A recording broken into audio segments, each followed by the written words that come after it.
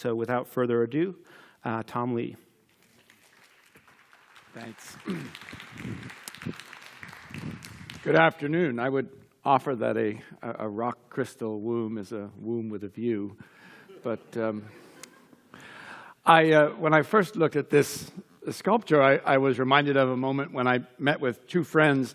I hadn't seen either of them in a while, and one was in Europe and one had come from the West Coast. And we met for lunch, and they got there before I did.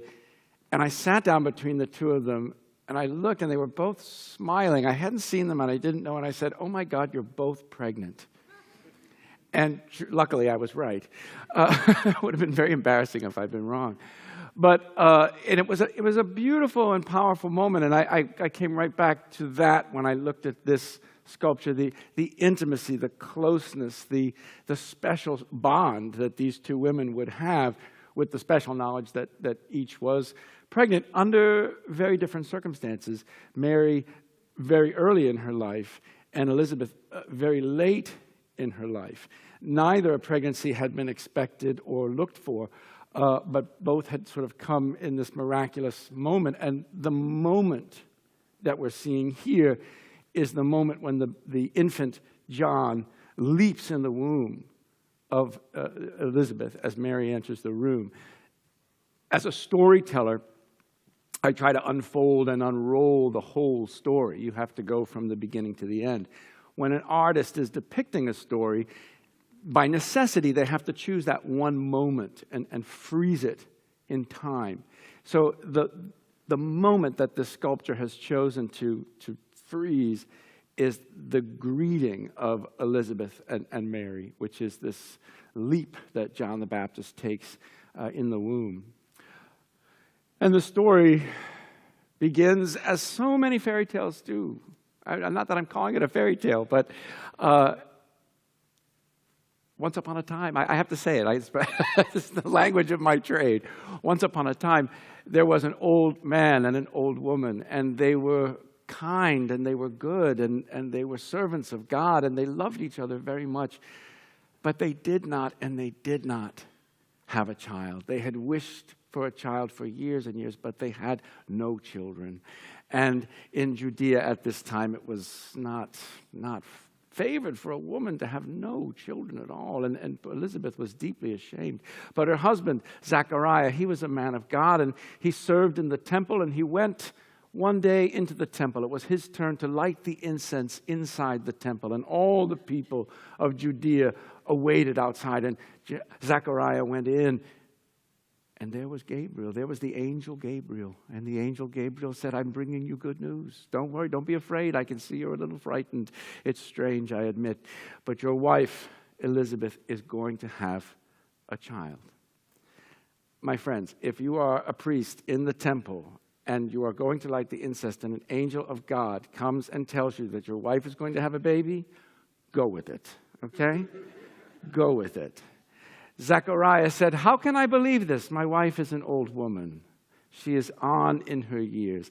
And Gabriel said, "I have come from the right hand of God to give you this message. If you're not going to believe it, you will be struck dumb until the event has been occurred. His name will be John. You will be the father of this child." And from that moment, Zechariah was struck dumb. He could not speak.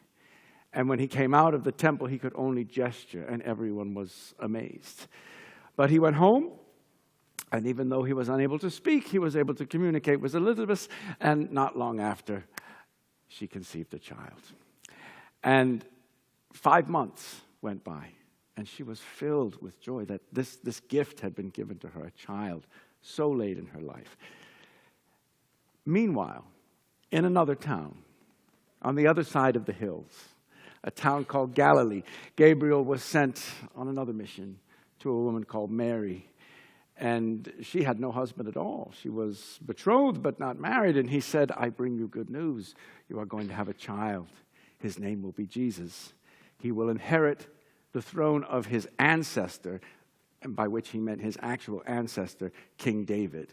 And Mary said, "I'll go with you, but I'm not married. How will this be?"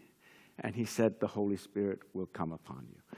And if you want further proof, just go and see your kin, your kinswoman, Elizabeth, because she, in her old age, is pregnant. And Mary said, so be it, so be it. And Gabriel departed, and Mary packed herself up, and she traveled over those same hills, and she went to visit her kinswoman. And the moment she entered into the room, Elizabeth said to her, "Hail, Mary, full of grace. How is it possible that the mother of God has come to me in my home? Because I know it is true, because as you entered the room, the baby in my womb leapt with joy. And he will follow your child. He will precede your child into the world, and he will spread that joy to all people." And Mary was a good Jewish girl, and she had been to Hebrew school, and she knew the book of Samuel, and she quoted the song of Hannah, and she said, "My soul doth magnify the Lord, and my spirit doth rejoice in God my Savior." And she stayed with her. Charming little detail. She stayed for 3 months. If you're following the chronology here, 6 months have gone by. She stayed for 3 months, and then she went home before the baby was born. And the child was born. And when they came 8 days after the child was born, they came to circumcise the child. And Zechariah still had not spoken. And they assumed that the child's name would be Zechariah, since the father was not participating in the discussion. But Elizabeth, who had heard the command of the angel, she said, "No, his name must be John. The child's name must be John." And they said, "There is no one in your family. Who are you naming this boy after? No one in your family tree is named John." She said, "His name will be John." And they said, "Well, we'll ask his father." And they gave Zechariah a writing tablet. And he wrote on the tablet, "His name is John." And in that moment, his mouth was opened and his tongue was loosed, and he regained his speech, and he praised God. And all the people stood around, and they said, "What will become of this child?" To be continued.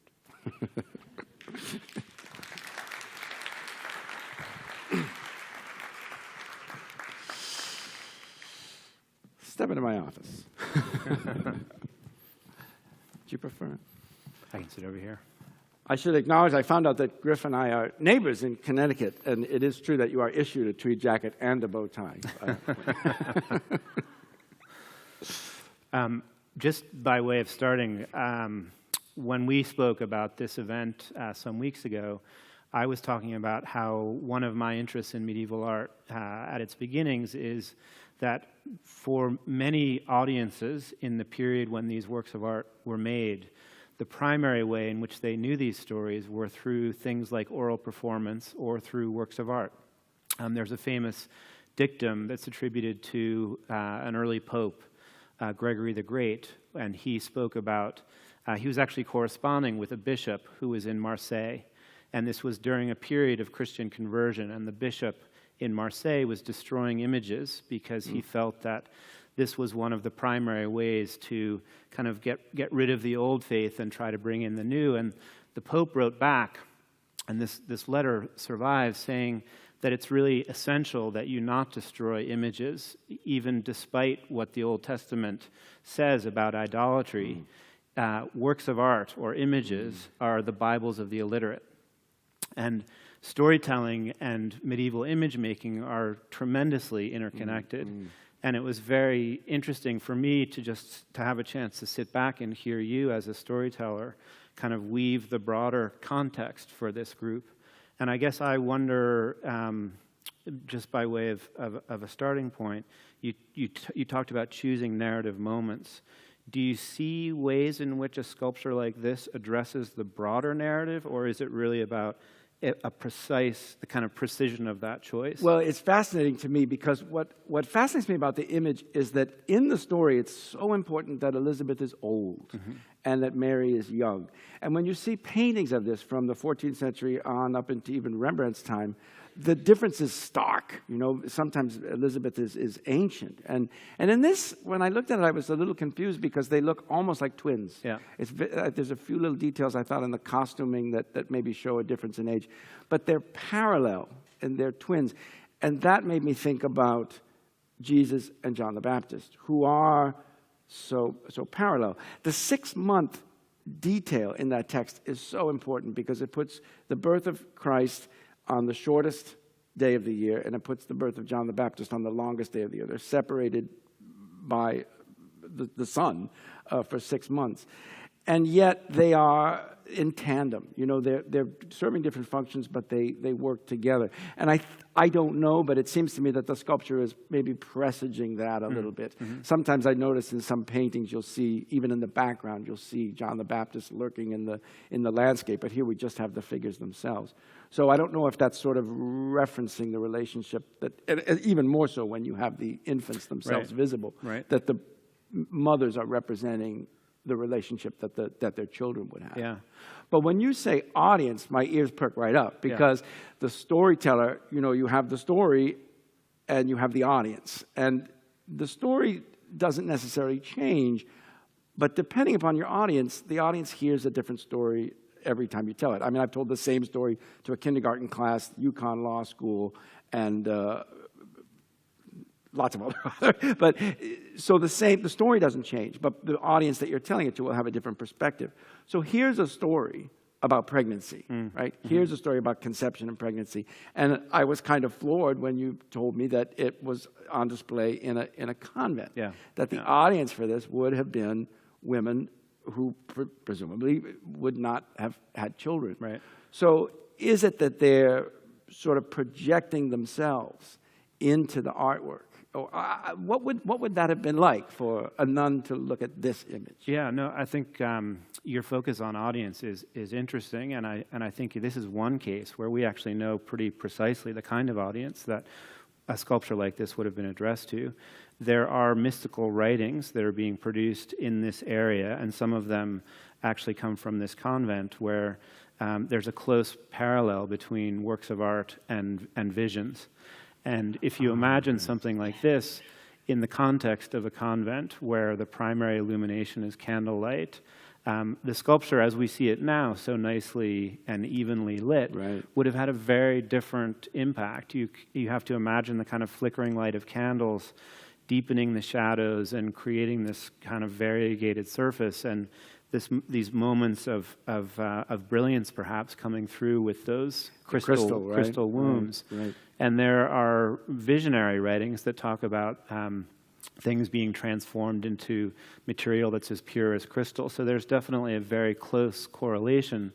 But I was actually struck because it's not something that I had focused on when we initially spoke, by your picking up on the fact that there isn't really a differentiation in age. I mean, in a subtle way, perhaps, that one detail of the costume and the headdress that Elizabeth has that Mary doesn't. But at the same time, they're basically looking like they're... He hasn't gone out of his way to differentiate. Right. It's clearly not a focus. And you have this, these are figures who are dressed in very high fashion. There's even the sense of fur on the inside of Elizabeth's garments. But there is this kind of drawing together of those two women, and I wonder if perhaps it is an attempt to draw together the Baptist and the Christ, the young Christ child. I mean, this is in a sense the first real epiphany, right? John the Baptist kind of stirring in the womb to recognize Christ. Exactly, right. And the two stories parallel each other so much. Here's the last prophet, right? Yeah. Here's your whole Old Testament. Here's the end of that. Yeah. Here's John the Baptist. He's the last human conceived, right? Zechariah is in on the game, and he's a human. He's presaged by God, but he's human. Now we're going to up the ante, right? Now we're going to have the Holy Spirit is going to come, and this next one to be born raises the bar even from John the Baptist. Yeah. It's sort of the story that I'm hearing there, but. The notion of the twin thing, I just wanted to comment too. So often in myth and story and legend, the pairs. There's so many pairs. We have the Native American exhibit opening next week. In Iroquois stories, the divine conception is the woman who creates the world, and she has 2 children. In Irish mythology, you have the pair of twins. In Greek myth, you have the Dioscuri we saw earlier today. You have Arjuna and Krishna. Always these two figures. And that was, to my mind, too, that this is really showing how those two parallel figures are telling the story together. So, well, I mean, I think in terms of the context of a convent, a lot of the interpretive writings that are being produced are thinking about this relationship between Old and New Testaments, and it's John and Christ that are, in some sense, the linchpins between the Old Law and the New. Because they didn't know it was going to be the New Testament. Yeah, right. They thought it was the same story. And what's fascinating to me, everybody tries to read the Bible and they get to the begats and they roll their eyes and give up. But what's fascinating about Luke, and it's also worth saying that Luke is the one who puts in all the stories and the most parables, but Luke takes Christ and brings him back not only through David, but through Moses and back to Adam. I mean, the family tree in Luke, not in the other three Gospels, but in Luke, goes all the way back to Adam. And Elizabeth is a great-great-great-great-granddaughter of Aaron, Moses' brother. So this is a really we're working with really good stock here. But the last thing maybe to say, we're going to run out of time, but when you talked about the visionary, that story is vision, To tell a story is to create these visions in people's minds. It's impossible not to hear a story without creating this picture in your mind. And so that to me is really a whole other level now, that someone hearing the story is operating already on a almost mystical level, right? Yeah. To listen to a story is kind of a mystical experience. Yeah. And here is a real affirmation of that. Yes, it should be. You should be experiencing the story on this other level, Right. Right. And I think what's striking about something like this is the work of art is intended to serve as a platform. The whole goal is to move beyond the physical object in front of you, in this case, in the setting of a convent, into this kind of interiority where you're in deep meditation and contemplation. So this is an audience for whom, this is not an illiterate audience at all. And I just wanted to, I don't know if this is, here we go. Just go forward. Oh, right. Of course, we actually have text. So you actually have text embedded in this sculpture. And when you told your story, because you have the broader context, I thought about how important writing is actually in this whole notion of the life of the Baptist. And he writes the word, right? That's very, very unusual, Yeah. that there's a reference to a written word. Yeah, that Zechariah says his name is John, and he says it in writing. Yeah, because that would have been unusual for a lot of the audience. Yeah. And for just by way of summary, I think one of the things that's really interrelated to the whole issue of storytelling is the medieval movement between text and image, and that literacy that came in. Yeah. Well, even the whole notion of the speech bubble that we have in Right. comic books is something that you see in medieval art with speech scrolls and things like that. So. Which when children do, they always have the words going backwards. Yeah. The letters are always backwards. I say, why? Well, they're coming out of his mouth.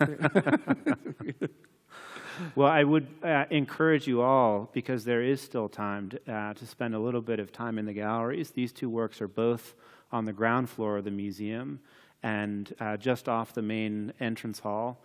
The visitation group is in the medieval European galleries, and then the Bernini is in the Velez Blanco space outside of the library. So please do take a point and spend some time with these works of art. And our goal in Viewpoints is really to open up different points of view. We've asked experts who can speak to these objects to speak to them from their particular vantage point, so that art history isn't simply the only lens through which you can look at the collection.